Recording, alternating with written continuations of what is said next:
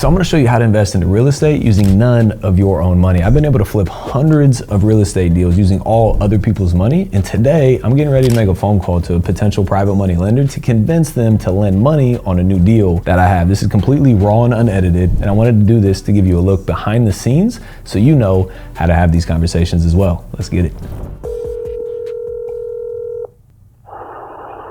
Hey man. What's up? How are you? I'm doing good, man. I don't know what was the problem, but this one came through. Were you calling from a different phone? And no, it was this one. It would like ring once and then hang up, or I don't know. It was weird sometimes. Where you headed to?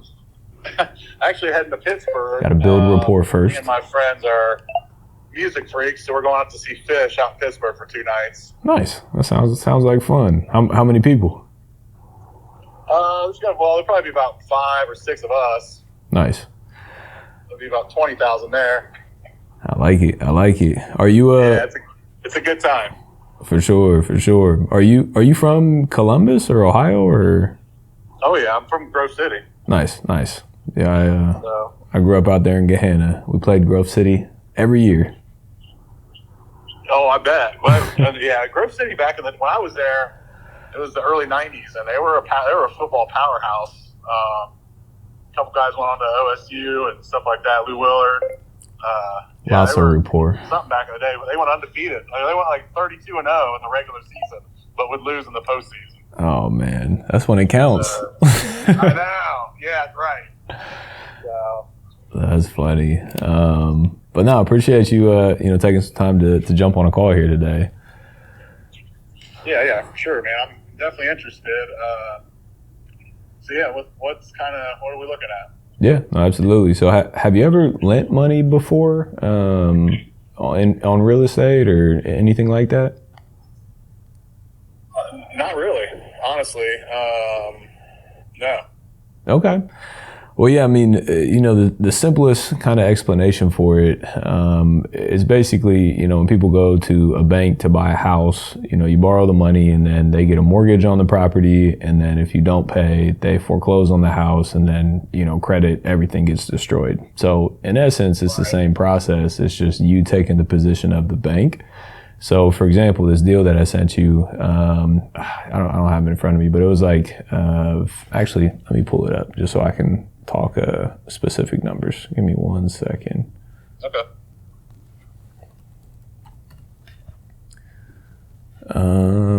There it is. So yeah, we're buying it for $65,000, putting 40 into it. So we'll be all in for about 105-ish thousand. And it'll be worth 125 on the back end. So basically what we're going to do, we're going to borrow $105,000 from people like yourself. And then basically you would send that money to the title company on the purchase. And then at that time, we would sign the mortgage, which you would have a lien on the property. I would also sign a business guarantee and a personal guarantee. And basically those 2 documents is your collateral for the loan. So if I, were to take off to Cancun or something, you would use the note to foreclose because I wouldn't pay, and then the mortgage to foreclose on the asset to recoup the investment. So again, that would never happen, but those are the documents that back your investments. So the simplest form, you lend money, you get a lien on the asset, you earn interest while we do all the work. And then once we go to sell it, then you get paid back all your principal and all your interest at that time. Okay. How long do you think you're going to hold it? Yeah, so the notes are written for a 12-month term, but typically they're paid off in 3 to maybe 6 months. Usually it's about 2 to 5 months of the actual hold time. But like I said, the note's written on 12-month. Absolute worst case, it'll be that, but it'll be 3, 4, 5 months. And we're still talking about 10%? Correct. Yeah. So just for super simple math, let's just use $60,000 at 10%. So that basically be $6,000 a year in interest payments. So it'd basically be about $500 a month. So it's technically broken down to the day, but just the way to think about it, it's about $500 a month in interest that we would owe as we continue to use the money. Right. Okay. Well, what do we got to do? So how, I know you mentioned the 50-ish thousand, is that, do you have a little bit more, a little bit less, or how much are you comfortable with? Well, how much are you looking for, I guess? Yeah, so on this deal is 105,000. So, if you have that, then, we can do the entire deal. If you have a portion of it, that's perfect. And then basically what we do is we just go out and raise the other portion of it. So it just, depends on, where you're at and what you're comfortable with. Yeah.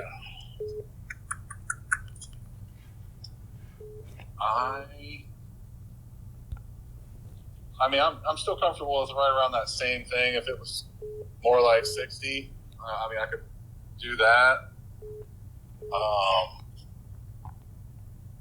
Yeah, that's kind of probably where I would be comfortable. Okay.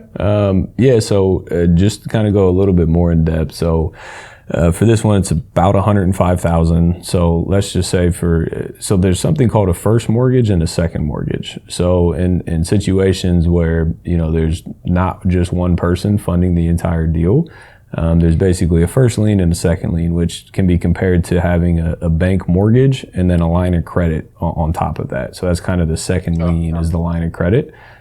Typically it's the bigger dollar amount is in first position and then the lower dollar amount is in second position. And what that means is, again, if I were to default, which isn't going to happen, but if I were, once it goes to foreclosure, the first person gets paid first and then the second person gets paid second. So there's a little bit more risk because, obviously you're the second person to get paid. But we're still buying these deals, pennies on the dollar. So there's enough equity and margin in there to pay everybody off still. But one-off situation, that's the risk on the second mortgage side of things. And I say all that to say it's about 105 in total. So if you were to do 60, that would be the majority. So you'd be in first position and you'd have, a better position lien on the property. So if that's something, yeah, that was the reason I wanted to do that. I think. Perfect. You're already ahead of me.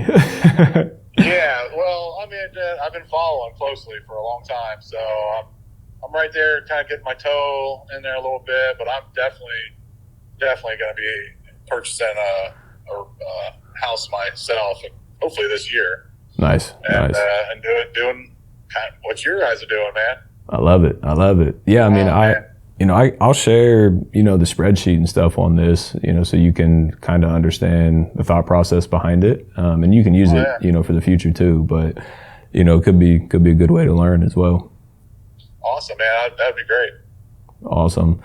So just kind of, high level through the process, just so we're on the same page. So we're waiting on title to clear, which might be clear today, might be clear on Monday. Once it clears, then we'll go to closing. So my guess is Tuesday, Wednesday-ish of next week we'll be closing. So what that process is, once I have the date, I'll copy you in with the title company on an email. And I'll explain, what we're buying, how we're buying it, that you're the lender, you're lending $60,000. You'll just have to provide a couple pieces of information, which is just the lending name. So if it's just coming from you personally, that's perfect. If it's coming out of a business, give us the business name, and then the mailing address. And then what I'll do is I'll draft the note and the mortgage. So it'll be a promissory note, which is me promising to pay personally and businessly. And then you also get the mortgage. So I'll send those in to you for review and the title company. And then at closing, usually the day before, the morning of, you'll send the wire to the title company. I'll sign docs with the title company. So I'll sign the note and the mortgage before any money's dispersed. And then once the documents are signed, then the seller gets paid, then we get the money to do the rehab. And then, we do our thing. You don't got to worry about anything. And then, 2, 3, 4, 5 months later, I'll shoot you another email copied in with title. It'll just be like, hey, we're getting ready to sell this on this date. Here's the payoff. Please take a look at it and approve. And, if there's a number off or something, we can work through that.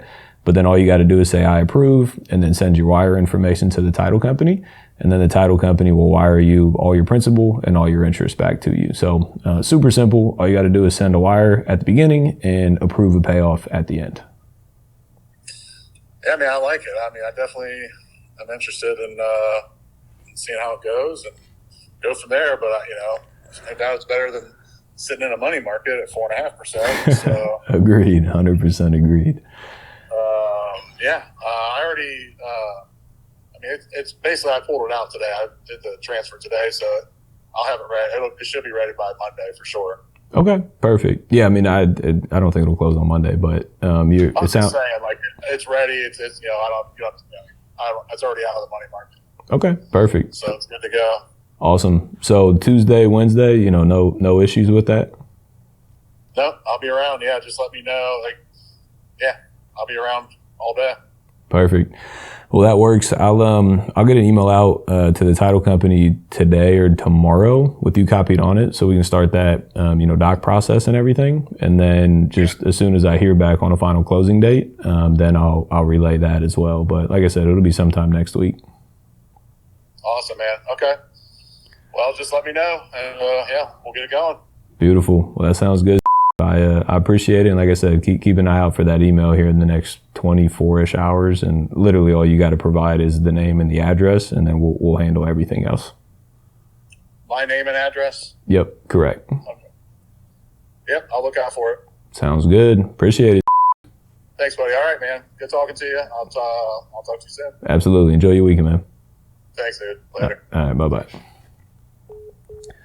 So that was my first time talking to this private money lender. I actually sent out an email talking about deals and how we use other people's money to fund these deals. And he responded to that email. Looks like it's a 12-message thread.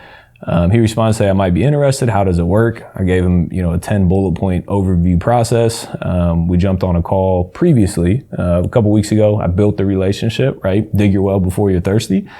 So I built the relationship before. I didn't need money at that time, right? So it's always easier to raise money when you don't need money. So I had that call. Actually, never even had a call. It was just emails here. And I just sent him an email yesterday. Where's it at? Sent him an email yesterday with the deal, with the numbers on the deal. He responded, I'm definitely interested. Give me a call, let's talk. So he's going to fund the deal. He's going to fund $60,000 of the $105,000. So I got to go out and find a second private money lender for the $45,000 to get the rest of the deal funded. And we'll be into another deal.